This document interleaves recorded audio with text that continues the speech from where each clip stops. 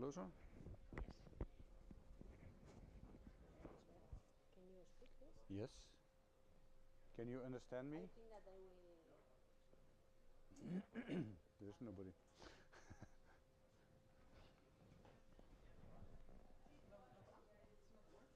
Yes, it's on, but it's not loud enough. I think the volume button is there somewhere. Maybe turn it down. Not nice. Yeah? Yes, what should I say? Is it clear? Can you hear me? Everybody can understand me? Okay, yeah? I need to take more? Okay. Ah, now it is on, yes. Okay, thank you.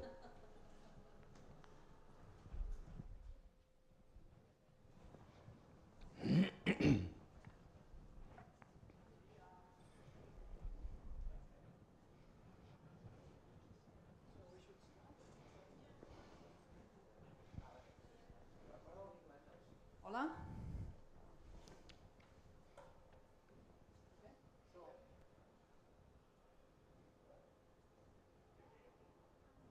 Okay.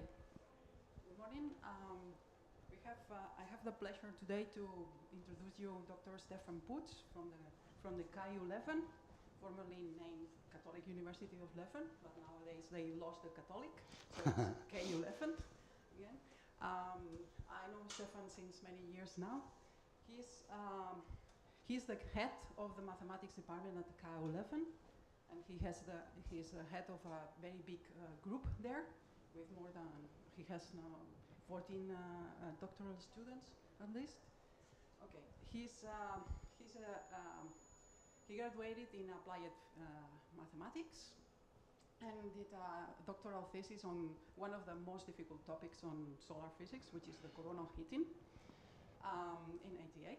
Then he moved as a postdoc to study at different plasma physics centers in Europe, so at Germany for the Max Planck Institute and in the Netherlands, where he was a senior researcher there, and then he joined back to KU Leuven in year 2000, and since then he's academic staff there, and as I mentioned, he is the head of the department there.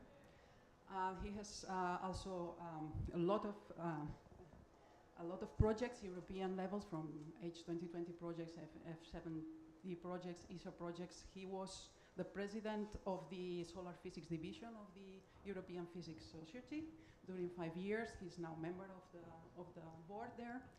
He's also the head of the European Space Agency Space Weather Working Team, and he's now the head of the Space Weather Modeling Center. And he has an extensive background on computational physics as well. And as I don't think I need to say that, but he has hundreds of publications on the field. So here you have one of the main leaders in Europe on solar physics and simulations of magnetoid-hydrodynamic simulations of coronal mass ejections and stuff like that. So he will talk us about EUHFORIA and PARADISE. I will let him to explain you what is it and what it means. So I give you now the floor to you. So okay, thank you. Thank you very much, Angels. Thank you for inviting me. It's a big honor for me to give this colloquium. After all these years of cooperation, first with Blai, more than 20 years ago we started, and with Angels, and I hope that we will be able to collaborate much more in the future and have joint PhDs like Nicolas. Okay, so I will talk about EUHFORIA and PARADISE. The subject is actually space weather. EUHFORIA and PARADISE are names of computer models that we developed. PARADISE actually in collaboration with Angels and Blai. So I will first kind of explain the context a bit. The context is space weather, define it, consequences of space weather, why do we study space weather at all? It's of course because there's a big socioeconomic impact. And then I will explain the two models, EUHFORIA and PARADISE. EUHFORIA is a model for the background solar wind and CME evolution on top of that, and we are improving this model constantly. And then PARADISE is a model for particle transport and acceleration using the magnetic field lines determined by EUHFORIA. And then I will explain how we couple these models because this we do in a modeling center that Angels already mentioned, which is actually a ESA center to integrate models in the same environment and to easily couple them together. I will show you some examples. First of all, you all know the sun, of course. This is basis of our existence at Earth. It's actually just a small star. It just appears bigger than the other stars because it's closer. It's only 150 million kilometers away from us, which is 1 AU, 1 astronomical unit, and which is a unit that I will use in the talk. So it's very close in astronomical terms. As you know, it's a small star composed of hydrogen and helium for majority of the part. What you should understand is that it's a plasma. Like any star, it's a plasma sphere. So it's held together by gravitation, but it's basically a plasma. And plasma is the most common state of matter. So it is said that more than 90% of all visible matter or visible matter in space is plasma. And so it's kind of a fourth aggregation state of matter. So you have solid. If you increase the temperature, you go to fluid and then to gas. And if you continue to increase the temperature, you get a plasma. It's actually the first aggregation state historically after the Big Bang, but we call it the fourth aggregation state. It's completely different from a neutral gas. So in neutral gas, you have the electrons that are linked to the atom cores, to the ions by nuclear forces. In a plasma, this is not the case anymore. So you have charged particles, positively and negatively charged particles that are moving among each other. And this is changed the dynamics completely, because especially when there's a magnetic field in the neighborhood. Magnetic field, the neutral gas doesn't see the magnetic field, but the charged particles, of course, do see the magnetic field. And so, for instance, they are linked to they make orbits around the magnetic field line. So you can structure a plasma with the magnetic field. This is what we do in nuclear fusion research. We try to contain or to control the plasma with strong magnetic fields. But magnetic field is also different effects on the plasma. It can thermally insulate the plasma, so that hot plasmas can exist to cold plasmas. This is happening actually in the corona of the sun. And this is also the reason why in a nuclear fusion device, which they heat up until 130 million Kelvin, they want to, of course, insulate it so that the device doesn't melt. And it also, the third effect of magnetic field is it can store energy. It can actually store a lot of energy for a long time and then all of a sudden release it, like with an instability, like in a solar flare. That is what's happening. So these are the effects of the magnetic field on a plasma. Now, the sun creates a magnetic field because of the differential rotation of the sun. You have the dynamo effect and you create a magnetic field, and this magnetic field is not constant in time. This is what makes the sun a bit special compared to other sun-like stars. There's a magnetic cycle. Here you see some images over a period of 5 years that I took from stereo. These are UV images of the sun, and you see that there is some periods where there's a lot of activity, and then it goes down, there's less activity, and then it comes back. So there's a cycle, a magnetic cycle, with a kind of big amplitude, and this is peculiar for the sun. I always taught in my courses to the students that we can learn a lot from other stars because we study the sun, we have this magnetic cycle, but actually, like only 25% of the sun-like stars have a similar magnetic cycle with such a big amplitude. And the magnetic cycle is most or best visualized in this butterfly diagram. This is the occurrence of the sunspots at latitude in time. And so you see that in the beginning of a cycle, so this is the number of the sunspot number. Yeah, not only sunspot number, also groups of sunspots is a way to compute the Wolf number, the sunspot number. And you see that there are cycles with a period of like 11 years. And so you see that in the beginning of a cycle, the sunspots appear like plus and minus 30 degrees north and south latitude. And then as the cycle gets older, the sunspots like move towards the equator, and then you get this nice butterfly diagrams. You see there are strong cycles, like this one was a very strong cycle, and in the strong cycles they start actually a bit further away from the equator on both sides. And you also see that the cycles partly overlap.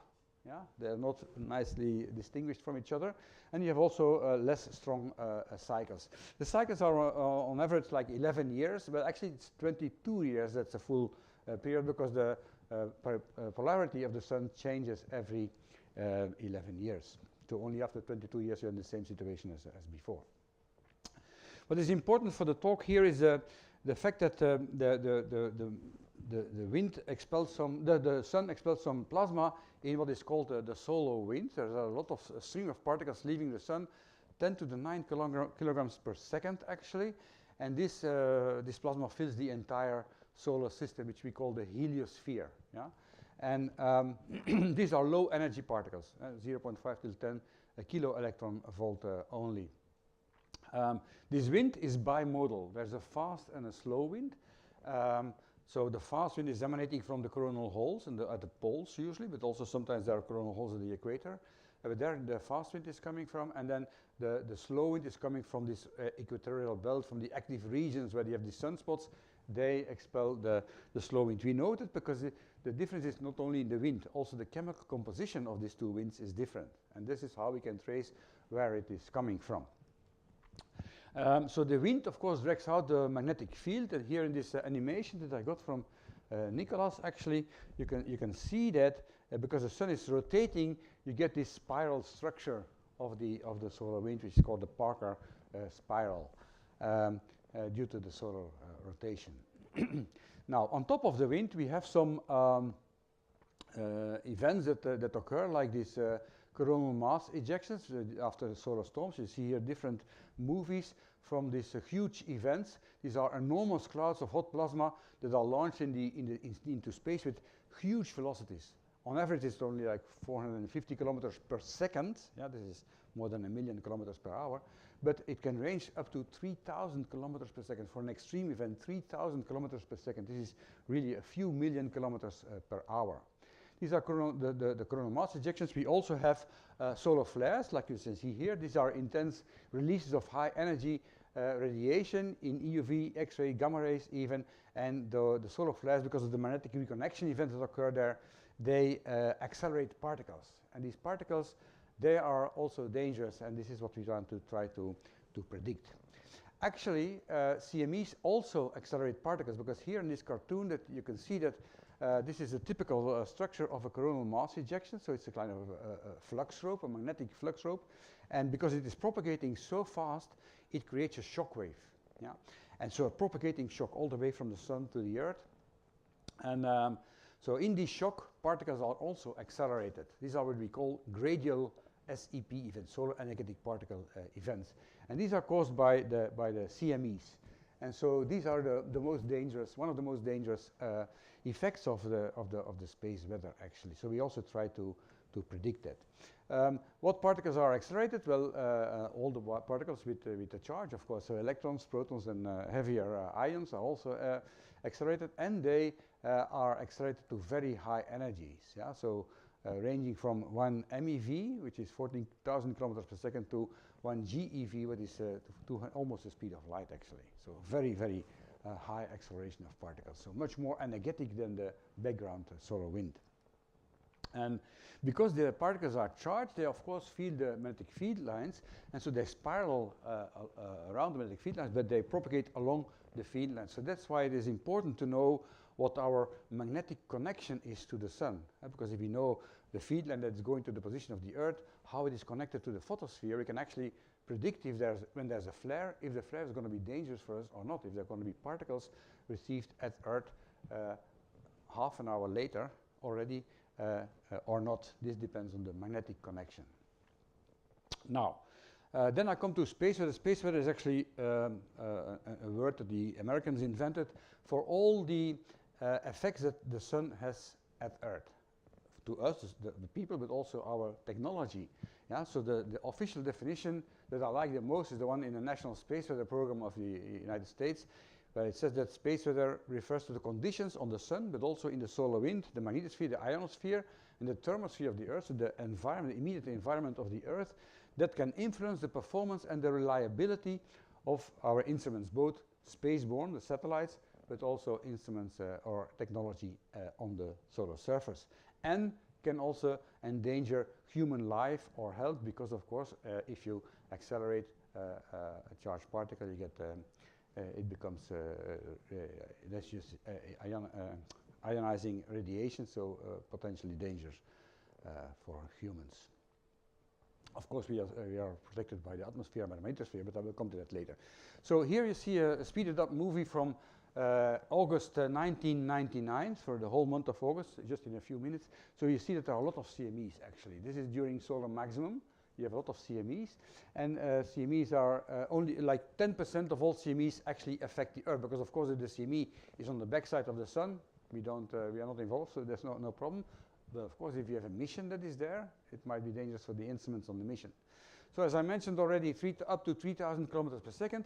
The mass is huge. It's the large CMEs have 10 to the 16 grams of mass. I was told this is comparable to the mass of the Himalaya. This is the order of magnitude you have to think about. And so they are accelerated to this kind of velocities, which means it involves a lot of energy. For the big ones, 10 to the 33 ergs. This is several thousands of atom bombs at the same time. This happens several times per day during solar maximum, like once a week during solar minimum. These are the most violent phenomena in the solar system. And they are so violent actually that they affect the Earth. Here you can see an animation of the wind. The wind is of course not constant, and therefore the magnetic field of the magnetosphere is changed in time. And as you know from Maxwell's equations, if you change the magnetic field in time, you induce an electric field in everything that is long and conducting.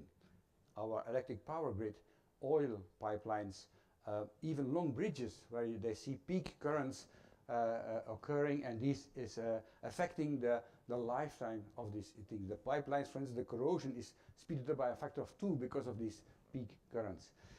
On the left animation, you see an artist's impression of an impulsive SEP event. You have this reconnection at the backside of the Earth, and then along the Van Allen belts, the particles get to the surface of the Earth, actually, almost. And so they create, of course, also the aurora. This is this is the only nice effect of space weather. Actually, all the effects are damaging a lot.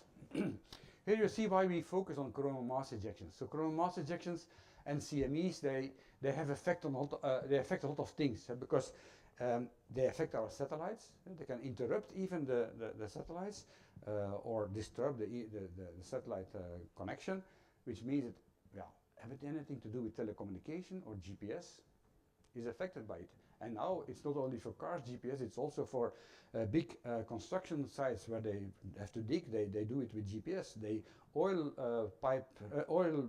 drilling, it's steered by GPS. Yeah. So more and more we are depending on GPS, and during a magnetic storm, this is not safe at all. Also airplanes, for instance, fly on GPS. Ships, 99% of the ships actually is navigating on GPS. There's nobody standing at the steering wheel anymore. It's just GPS.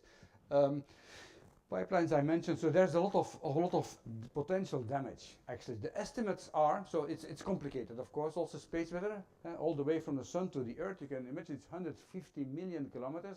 How are you going to simulate that? So we have models for coronal mass ejections, for the onset of coronal mass ejections, models for coronal flares, for reconnection. We have models for the propagation of CMEs. We have models for the magnetosphere, and we have to bring all this together. So it's very complicated, and that's why we need collaboration. There's not a single group that can do all of this in the group. So we need international collaboration.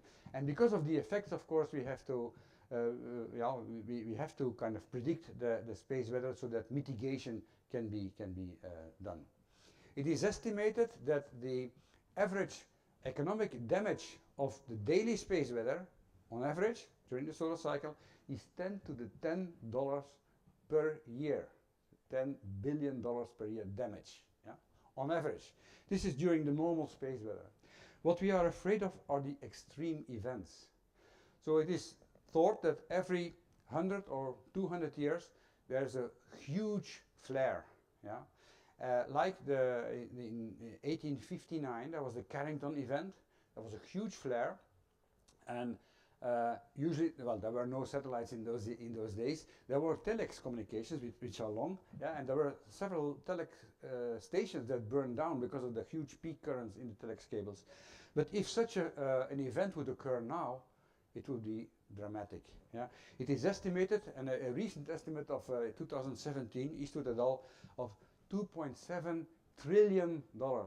This is an order of magnitude higher than the Katrina, for instance, that destroyed New Orleans. So this is, in one event, this would be the damage. And the recovery time is estimated to take like 6 to 10 years to repair all the damage. So this is what we are afraid of. Yeah? We were lucky a couple of years ago, in July in 2017, I think there was a huge flare, but it was not directed to the Earth. It was, if it would have appeared 1 week later, you would have been hit. Yeah? In 2003, there were also a flare, which was like 1 order of magnitude smaller than the Carrington event that actually hit the Earth, and there was a lot of damage. It was not made public to not scare people, but there was a lot of damage in 2003, October, November 2003. I can tell you stories about that. And moreover, there is of course a link to climate change, because there's not only solar weather, but also space climate.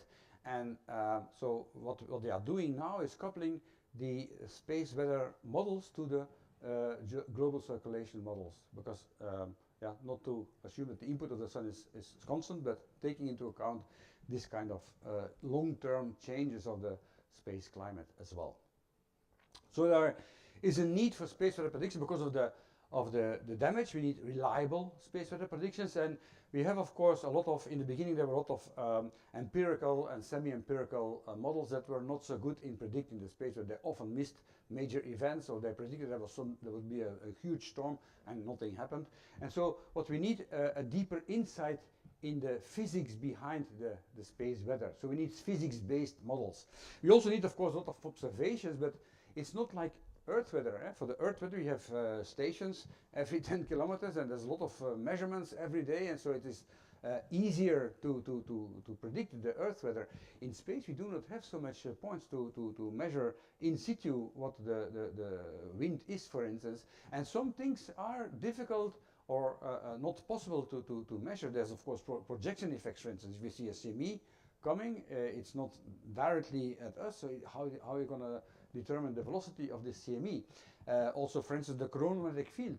There's no way to directly measure the coronal magnetic field. We can measure the magnetic field in the photosphere with Doppler, with Zeeman splitting of the spectral lines, but in the corona, the signal is too weak to do that, so there's no way to directly measure the coronal field. And that is where numerical simulations come in, because they can provide additional information, complementary information on, for instance, the magnetic field topology, the density structure inside the CME. We cannot measure it, but we can simulate it and see how it evolves, local velocities, etc. This is why we do numerical simulations. Now, how does it work? Well, when you have a solar wind modeling and CME modeling, there's basically two parts of the model. There's the coronal model, close to the sun, and then there's the heliospheric wind model. And for the coronal model, we need to use the data that we have in these magnetograms. Every hour we have a full magnetogram of the sun, and so the coronal model is typically till like 21.5 solar radii, 0.1 AU, 1/10 of the distance Sun-Earth. And the Earth is at 215 solar radii. And so why? Why? Because the wind becomes supersonic at some point in between. It's usually between like 15 solar radii, around that point. There's a sonic point, and when the wind is supersonic, it's easy to put boundary conditions here.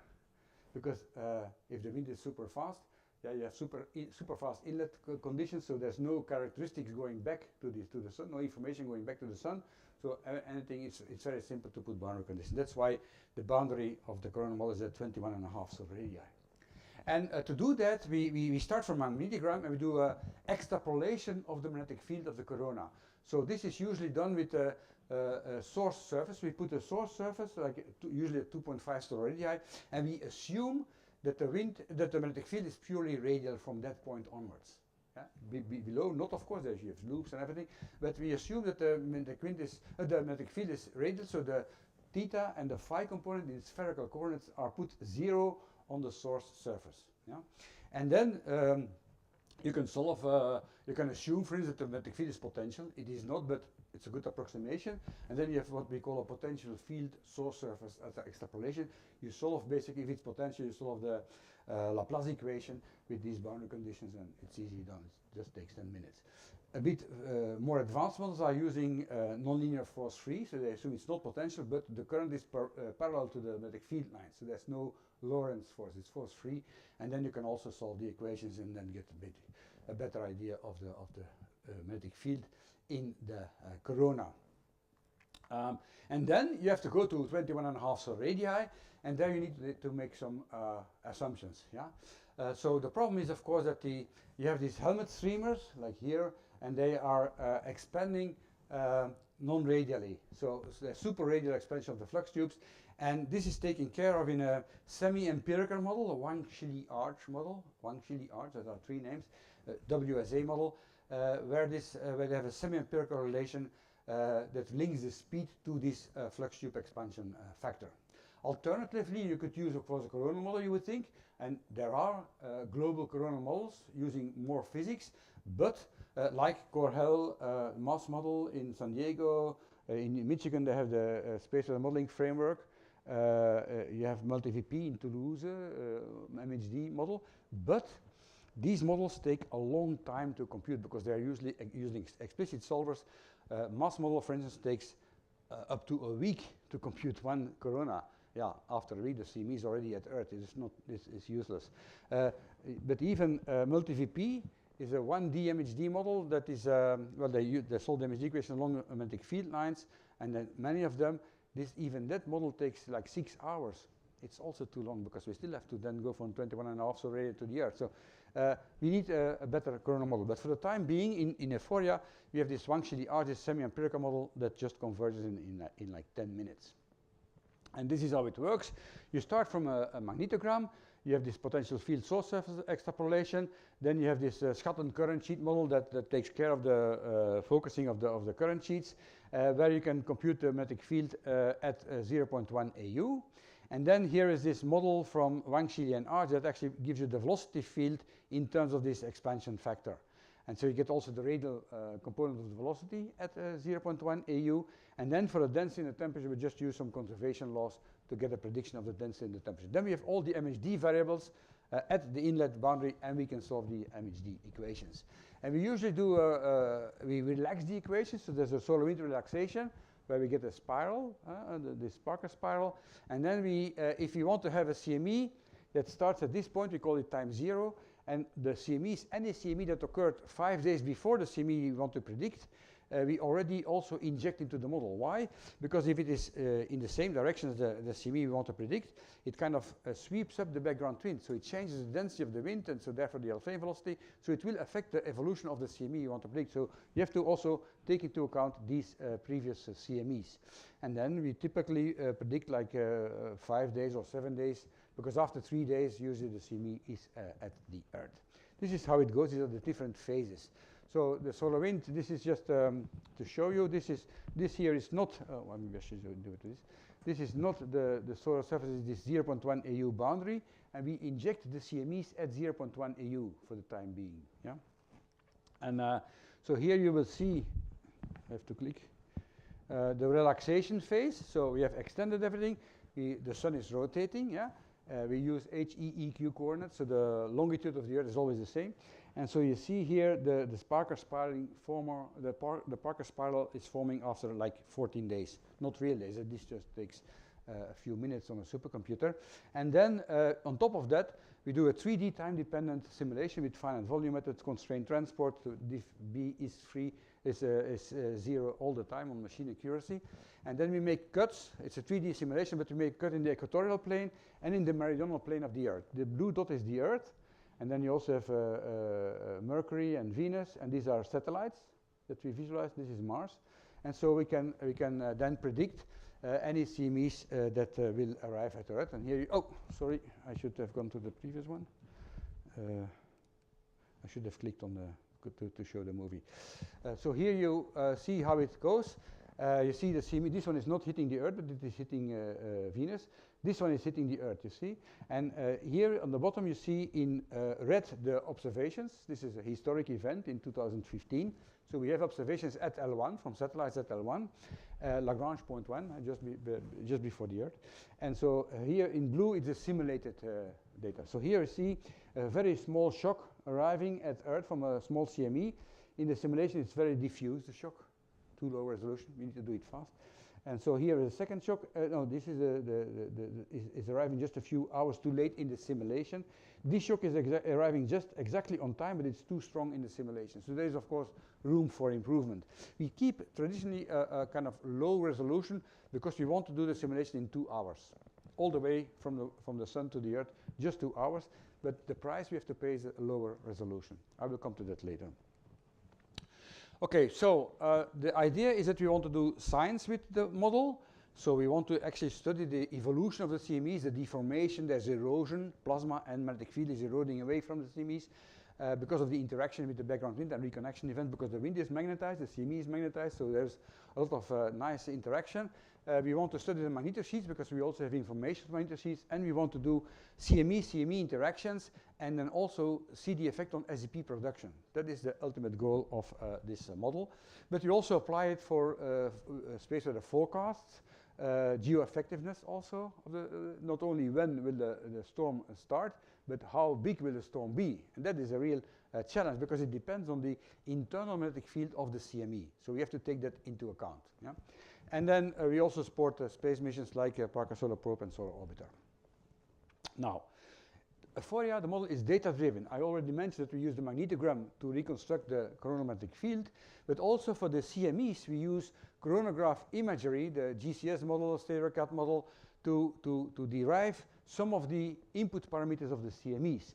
And so in that sense it's also data-driven. So when we start the simulation, this is the full MHD model. All the physics that we know is included here, and that is okay, but we need, of course, input data.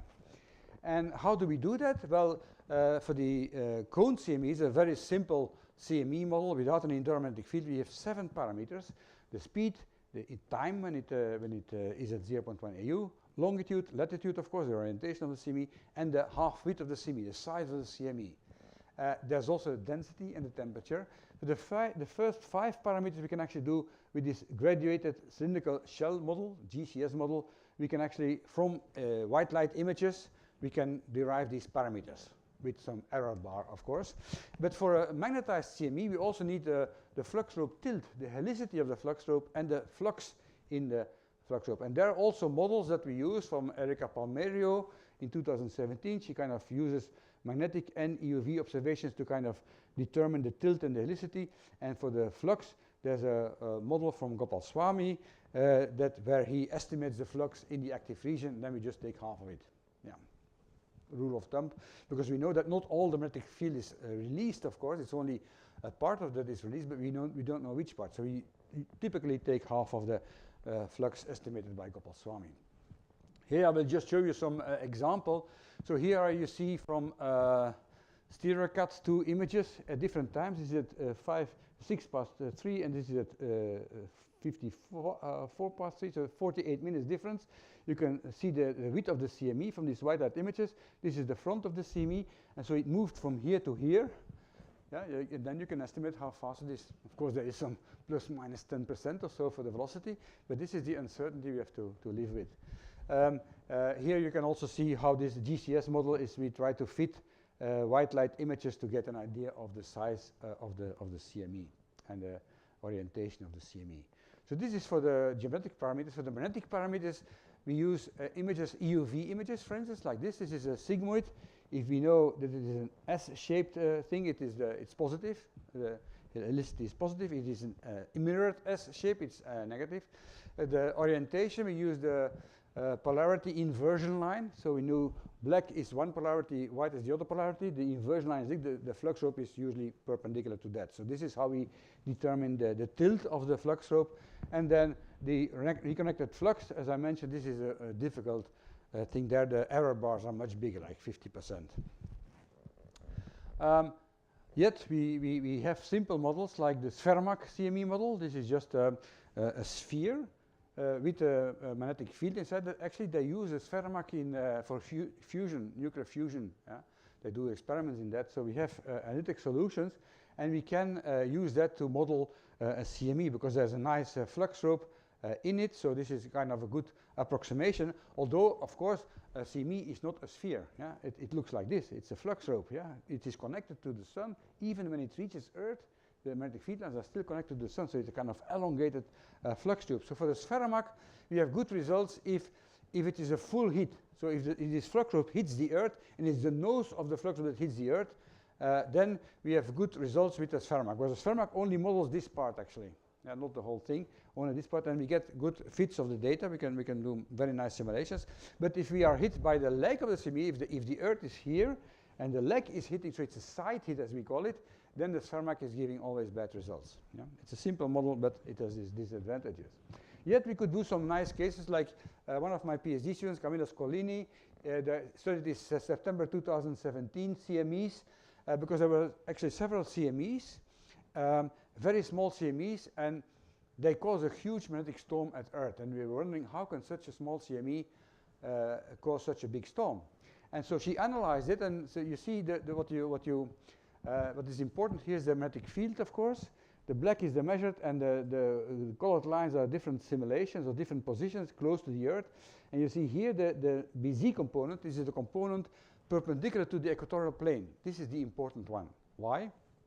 Because if the orientation of the magnetic field in the CME is the same as the orientation of the magnetic field of the Earth, the magnetosphere, we have two dipoles that are repelling each other. There's not much interaction. Yeah? There's not much reconnection going on, and the CME has no effect. But if this difference, so if the BZ component is negative, BZ component of the magnetic field is positive, so then they are attracting each other, and then you have a lot of reconnection events going on. A lot of particles can enter the magnetosphere, and the shield is broken in that case. So we have to look for negative BZ components, and here there was a negative BZ component, as you can see, minus 25 nanotesla. And in the simulation, it's a bit too early in the simulation, but we get a kind of similar effect in the simulation. And how did she do that? Well, it is an interaction of two CMEs, actually. That was the clue. It was not one CME, not the other one, but the two CMEs collaborated together, actually, and she got the same result with two CMEs with the same tilt, both with tilt 0. Then she got she could simulate this effect. So she had the BZ component, and the magnetic field was also very well, relatively well modeled, and she got the same effect in the BZ component, and that is why she could explain by analyzing the result, because of course when you do a numerical simulation, you have all the information in all the grid points in heliosphere in time. Yeah? So you can do a deep analysis. She actually visualized the magnetic field of the two CMEs, and what was happening in this case was the two small CMEs were actually catching up with each other. The second one was faster than the first one, because that's always the case, because the first one is cleaning up the wind, sweeping it up, the density is going down, Alfvén velocity is going up, so the second one is always faster, and they catch up. And in this particular case, they caught up with each other just before they reached the Earth. And so it was a combined effect of the two CMEs, and the negative BZ component was actually because the plasma in between the two CMEs was squeezed, and therefore the magnetic field became negative. So this was a deep analysis which was possible with this kind of simulations.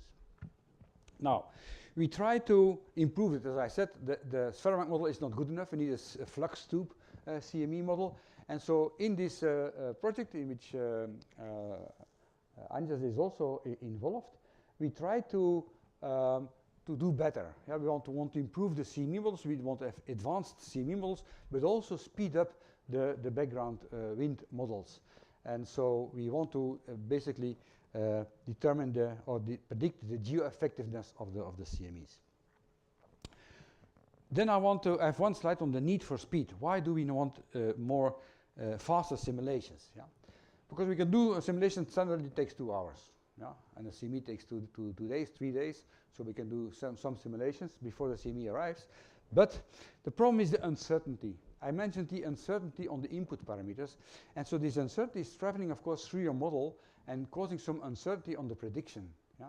And so I'm a mathematician, so we call this uncertainty quantification. We want to quantify this uncertainty and how it affects our model. So we need to do not only one simulation, but several simulations. Yeah? with different combinations of parameters. This is how you quantify that. So what we call the quantity you want to predict is what we call the quantity of interest. Yeah? And then there's these input parameters, and we want to see which, like for the CB, we had 10 input parameters for SPHEROMAC. Which of these 10 input parameters affects the time of arrival, for instance, or the BZ component?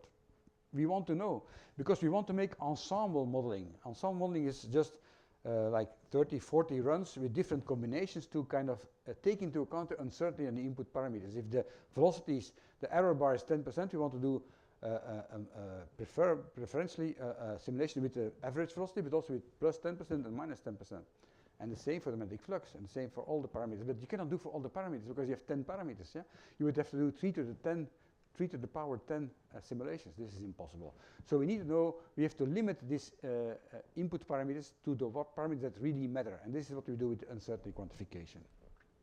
So I will talk about shortly, just a few slides about the three models, Coconut, Icarus, and Paradise.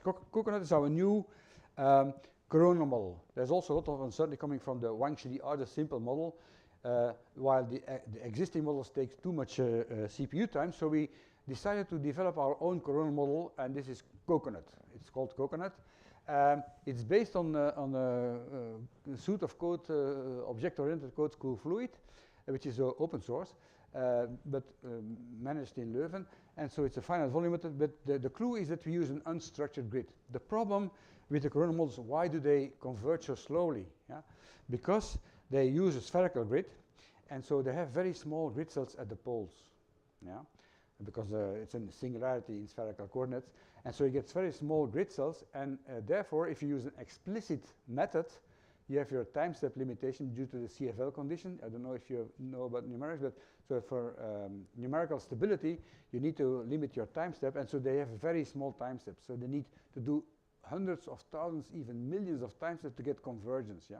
And that is the problem. So that's why it takes so long. What we do is use an unstructured grid. So we do not have the small grid sets at the poles. The grid sets are the same size everywhere. Yeah? And so we don't have this problem. And moreover, we do not use an explicit method. We use an implicit solver. Implicit solvers have the problem that they have, it's more, per time step you just do more work. You have to solve a system of equations, not just evaluate parameters. But you can do much bigger time steps. That's why we combine the unstructured grid with this implicit solver. And this works. So here you can see, this is an eclipse image of the sun.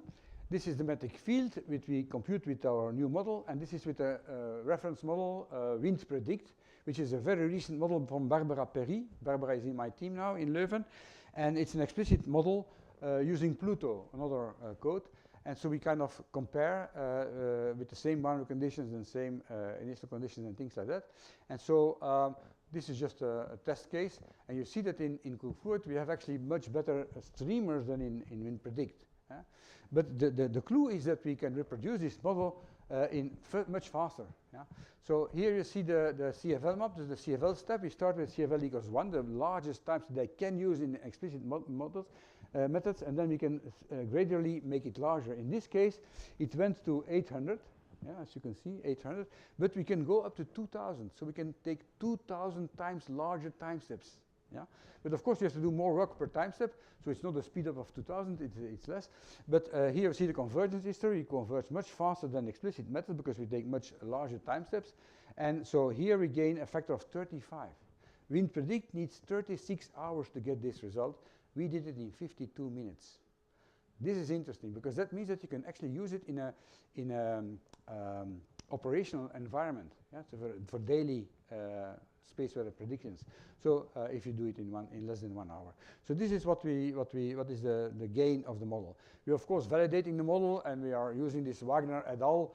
Validation method using eclipse images where we see that if the features are there, if the orientation of the stream is correct, if the width of the stream is correct. So we do this. We are doing this detailed validation. The paper is going to be submitted very soon. And this Blai will be happy with this. We also try to put, once we have the corona model, we try to launch CMEs on top of that. So we actually superpose a flux rope CME on top of this coronal model, because you can also make it time dependent, and then we can follow it. And this is a modified Titov-de-Manin flux slope, is a known model that we kind of evolve and see how it interacts with the overlying magnetic field. This has to be speeded up also, of course, because here we didn't give it an initial velocity, but if we give, for the predictions, we will give it an initial velocity and then follow it all the way to the Earth and beyond. Okay, then we also speeded up the heliospheric part, so from 0.1 AU to 2 AU. And here we do that with adaptive mesh refinement. Here you see the CME, and only where there is CME plasma, we can trace it with a tracing function. We kind of increase the grid resolution, and so when the CME is gone, we kind of make the resolution lower again. So we how you get it? Resolve the resolution. And this is one way of doing it. We can also, of course, resolve CRR shocks by using another criterion for adaptive mesh refinement, like based on the normalized divergence of the velocity. We can trace where the CRR shocks are, and then we can say to the code, only when this criterion is satisfied, you increase the resolution, go to a different level. And then we can also, for instance, do a whole high-speed stream. We can say you only resolve this high-speed stream, not everywhere, only there. And that speeds up the code, of course, because if you have to increase the resolution everywhere, you just spoil a lot of CPU time. For the CME shocks, for instance, we can use other criteria like the density or the dV again, or the isotropy. We are testing different criteria. But this speeds up the thing. So here you see, for instance, a different, it's not very clear, but you see different levels of adaptation where we actually use a higher resolution for the whole CME. For instance, if you want to study the deformation of the CME, or the erosion of the CME, we need to do it like that. If you are only interested in the shock, you can actually do a shock capturing thing, and you can only increase the resolution in the shock. You can combine these, and in this case, you have both the CME cloud and the shock are in high resolution. And so we are playing with this kind of, sometimes combining 4 different AMR criteria together, and this gives a speed up of 28. So what we needed before 2 hours, we can do now in 4 minutes. This is very interesting for ensemble simulations.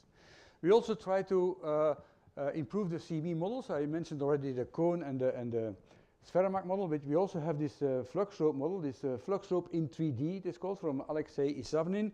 We implemented that in EUHFORIA, and this is actually for this side hits that we want to do it. And here you see a comparison from one of my other PhD students, Anvisha Maharana. She's from India. Yeah. I just mentioned that I have 14 PhD students, but they're all from a different country, actually, a bit strange. She's Indian, and so in red, the black line is measurements, omnidata. The red line is from the SEPs, and the blue line is from the Fry3D, the flux slope CME. And you see, for instance, that the magnetic, it's a bit too late, that's agreed, but the X component and also the Z component of the magnetic field is much better in blue than in red. Yeah, I hope you see that. It's just a few hours too late in the simulation, but this is because the leg hit the Earth, and in the SEPs there is no leg, so you don't see anything. But in blue you can see it. And actually, also this magnetic field strength, you can see it's a relatively nice fit, much better than in red with the SEPs. So we can actually improve the fit of the data. And then we kind of try to couple the codes in the modeling center. So this is a new trend. Coupling of codes is very important. It's going to be the future in the next 10 years. You're going to see that, not only in space weather, by the way, but because it enables better predictions. Like, as I mentioned, if you use the corona from the corona model multi-VP with the heliospheric part of EUHFORIA, so it's a better corona model. It takes a bit longer, but the prediction is much better. EUHFORIA typically has problems with the high-speed streams. Yeah? In high-speed streams, the velocity is up to 700-800 kilometers per second. EUHFORIA is under-predicting these high-speed streams, especially when they come from coronal holes that are around the equator of the sun. Yeah, this is a disadvantage of this simple Wang-Chili arch model. If we replace it with a model with more physics, we can actually get a better prediction of this high-speed stream. This was also published, proven and published by another PhD student, Evangelia Samara. And as I will show you later, we can also couple EUHFORIA to PARADISE, which is our SEP model, and then this is also improving the SEP model, because most of the SEP models actually use Parker spiral. This is an analytical model for the Parker spiral that I showed before, but of course when there's a CME, or even without a CME, the CRR shocks also interact, and the real magnetic field in the heliosphere is not a nice regular Parker spiral. So if you use this analytic model for the SEP evolution, it's not always so correct. Yeah? So especially when there's a CME, of course, there are several CMEs before, it's completely disturbed. So what we do with the PARADISE is we use the magnetic field computed by EUHFORIA. So the EMF, the interplanetary magnetic field of EUHFORIA, to compute the particle transport and acceleration. Not only better, but also faster or earlier. For instance, by coupling EUHFORIA to magnetosphere models. In the modeling center, we coupled it to OpenGDCM, Gorgon, and GUMIX. There are 3 different magnetosphere models. And usually magnetosphere models, they predict geometric storms, and they use data at L1, for measurements at real data at L1. So the prediction is just 2 hours before the storm occurs. It's a nowcast, as they say. But by replacing this real data with a simulation, a forecast from EUHFORIA, so synthetic data at L1 from EUHFORIA, which we have 2 or 3 days earlier, you can actually do the same prediction, but instead of 2 hours, 2 days earlier. And that is, of course, giving time to mitigate some of the effects. So it's save some instruments on the satellites.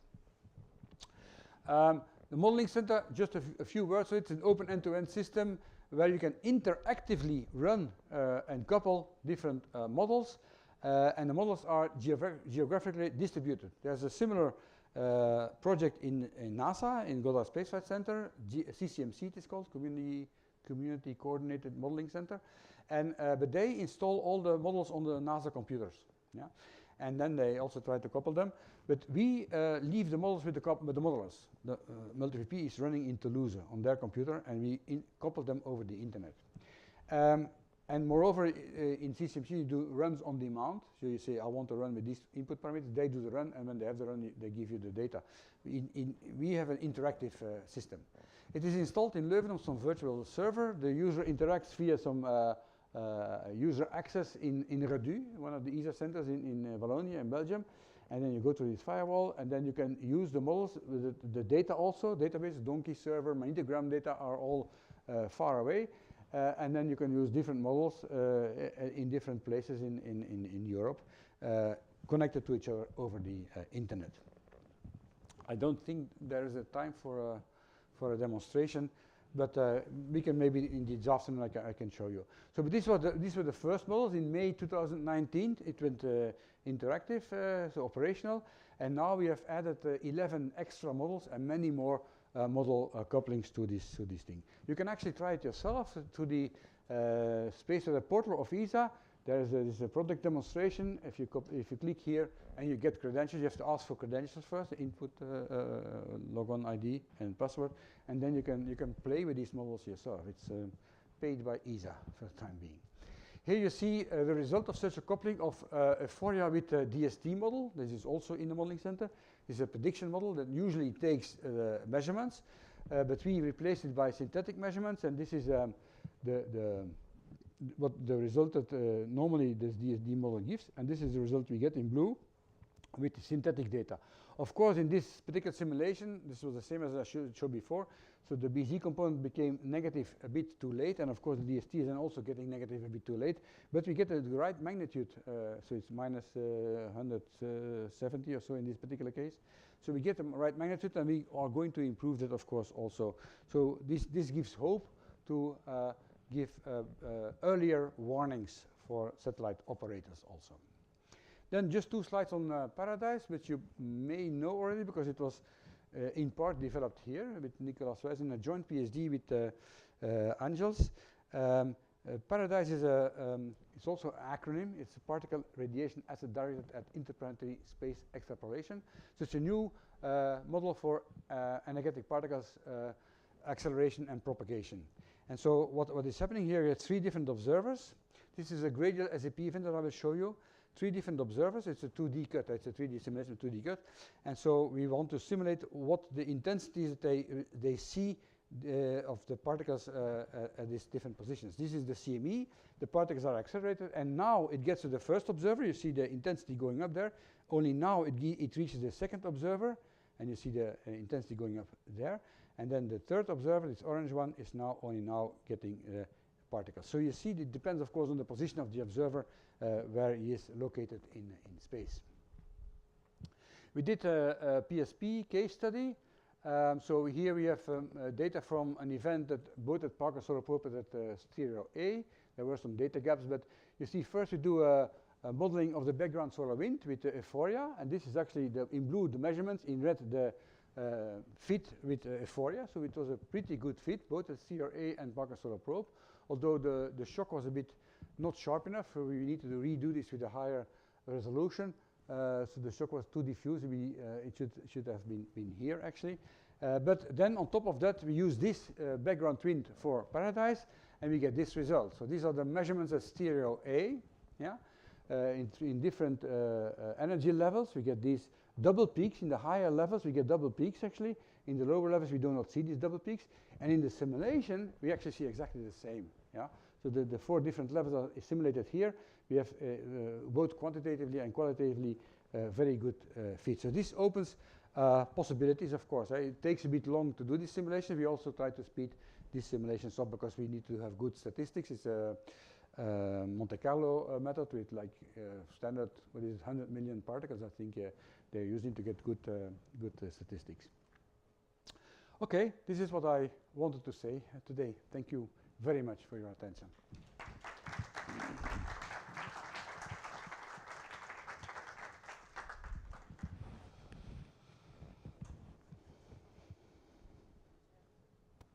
Is there any question?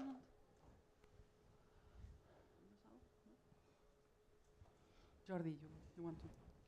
Yes. Okay, thank you. So I would like to ask that in this field about the solar wind, we always hear that there is a lot of unknowns, things that we don't yet understand about the source of heating in the solar corona. Yes. But of course, I also see all these simulations that normally you think, well, there is magnetic reconnection, right? The source of the magnetic field is the interior, the convective interior, the motions, and then you have magnetic reconnection, and then there's heat. What is it that we understand, and what is it exactly that we don't understand about this? Yeah, very good question. So the wind is bimodal.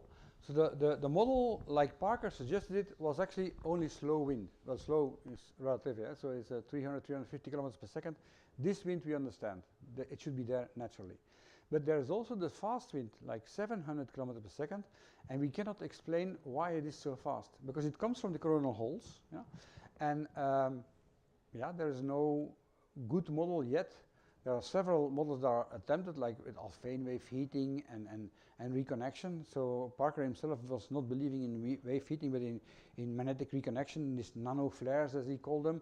And people develop models to try to quantitatively fit the data, but so far there is not a single model that can actually give a good quantitative fit. Qualitatively, we get the idea, but because it's very complicated, I don't think it will actually be solved with current mathematical models, because they're all based on MHD, and I think this is a non-MHD problem.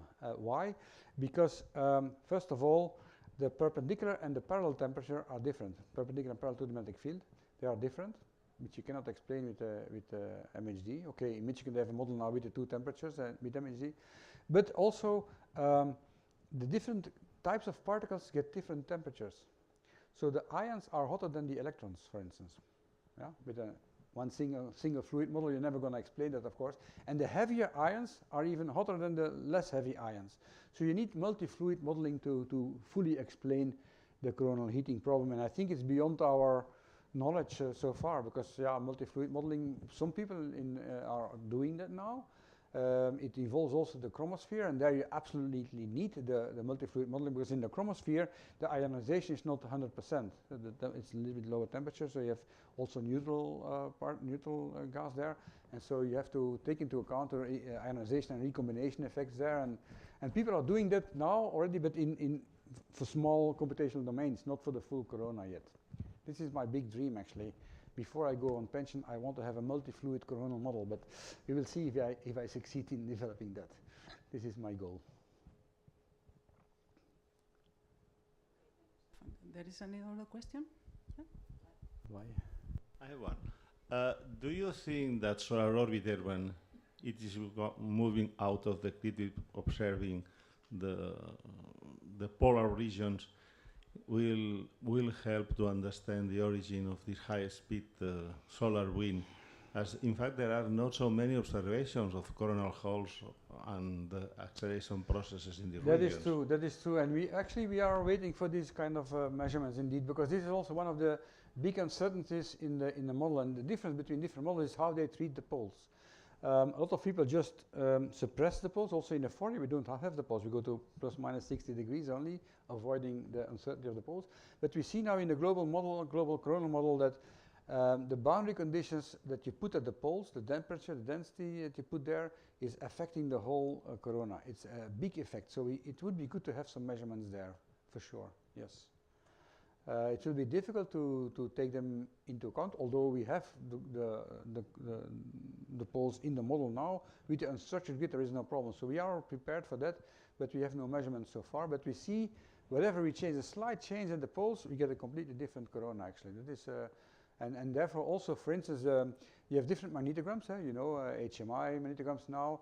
You have GONG magnetograms, GONG adapt magnetograms, WSO magnetograms. And we are testing now what happens if you use different magnetograms. And the result that we get for the coronal field is completely different.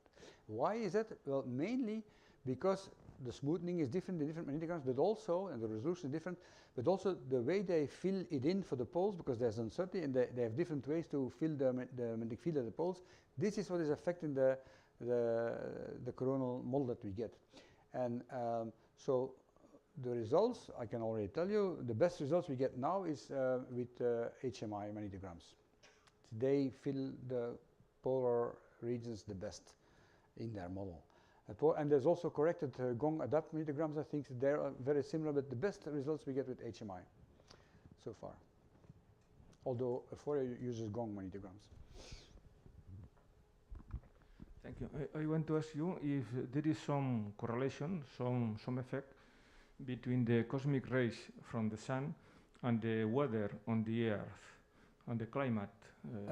Well, yeah, very good question. Cosmic rays are also an important part of the solar weather, although they're also not coming only from the sun, but also from other regions. And what I understand, I'm not an expert in meteorology, but I understand they have a lot of effect on cloud formation, the cosmic rays.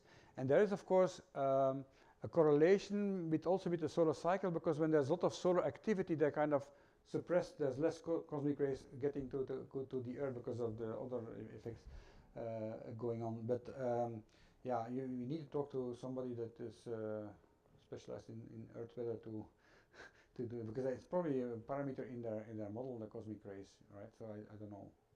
This is, but I read that it has to do with the cloud formation. That's where they come in, the cosmic rays.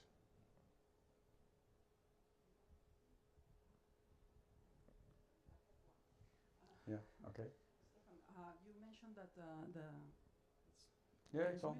that the interplanetary shocks are predicted to arrive with several hours of difference from the modeling and the data. How do you expect? How do you think you can improve all these predictions on the shock arrival time and the increase? Improve. Yeah. What would you need to? Well, I think we actually need a better coronal model, because the reason is that the background wind velocity is not well simulated yet, especially when there are high-speed streams. Then we are doing bad predictions. Actually, we did now. So we do EU Met office in England, and RAL, the Appleton laboratory, they do daily runs of EUHFORIA already for 3 years. David Barnes is doing that, and he's now making a paper together with us to comparing ENLIL and EUHFORIA daily runs, 3 years. So he has 1,000 simulations, and then it can do statistics. And what is showing that actually the error bar is like plus minus 12 hours of the arrival time. Yeah, that is the problem. And so the reason I think is because the background wind is not correct. So because if your background wind is too fast or too slow, your CME is going to arrive on the wrong time. And so we need to urgently improve the modeling of the background wind. I think the CME themselves are okay, but of course they are partly affected with the wind, and if the wind is wrong, yeah, the background wind is wrong, then the arrival time will be wrong. That's, I think, is the problem. But it's like plus minus 12 hours, yeah, which is on average is 0 hours actually. I once read a paper, and they claimed that on average we're predicting like 30 minutes difference. How is this possible? And then I saw all their simulations were either 12 hours too early or 12 hours too late, but on average it looked very good actually. I have another question, maybe Yes. a little bit. How good, you are aware of course the CMC models for for CME propagation, Dusan Strasser and so on. And it's supposed that they also have had some kind of coupling with solar energetic particles models from Janet Luhmann and other. But I've never seen any kind of forecasting or prediction of any event there. I think it just takes too much CPU time. Yeah, it's the same problem with the Yeah. So that's well, there's a model in University of Central Lancashire from Sylvia. Sylvia. Yeah, she has this Sparks model, but there it's not really a simulation. They do different simulations, then they interpolate, they make a database. This is the only way you can do it now, I think. But yeah, we hope that in the future it will be possible to do faster simulations. So if you can do the background wind already 30 times faster, if you can speed PARADISE up with 30, factor of 30, then you could actually do simulations and predict it. Yeah, but that's a big challenge, of course. Yeah. But I don't think that in the modeling center they have NLIL, of course, but NLIL doesn't have the SFERMAC CME yet. Well, not in the model that is available on the CCMC. I know that Justin Otzersel, the modeler, introduced SFERMAC because I talked to him and he showed me some results, but not the model is made available to the people. It doesn't have the SFERMAC. Yeah. It's possible to realize that there are always a delay of 2 or 3 hours, which is for particle modeling, it's terrible. Of course, yeah. And it only has the cone CMEs also, this model, so that's why it is only good for time of arrival of the shock, and it's also with this big uncertainty. But he will never be able to predict the BZ component, of course. There is no BZ or B field in this model even. And I asked him why he doesn't upgrade the model, and he said that first of all, they only install a model when it is very robust. Yeah, so it should always, when you start it, there should always be a result, which is not always guaranteed, also with EUHFORIA. And it should also be not too complicated, so that users can understand what the different parameters are, and that's why they don't want to have a non-robust, complicated model. Okay, if you want to do some predictions, you have to live with this uncertainty, I think. And yeah, we also have often some magnetograms do not give a good wind. And sometimes EUHFORIA doesn't converge. It's a non-linear simulation after all, so you cannot guarantee a result all the time. But the pictures are very nice. Pictures are nice, yes, that's why, yeah. Well, the pictures of the corona are even nicer, I think. Yeah, you should see. We can actually start an artist exhibition, I think. Okay. If there is no any other question, we could just. Okay. Thank you very much. Thank you.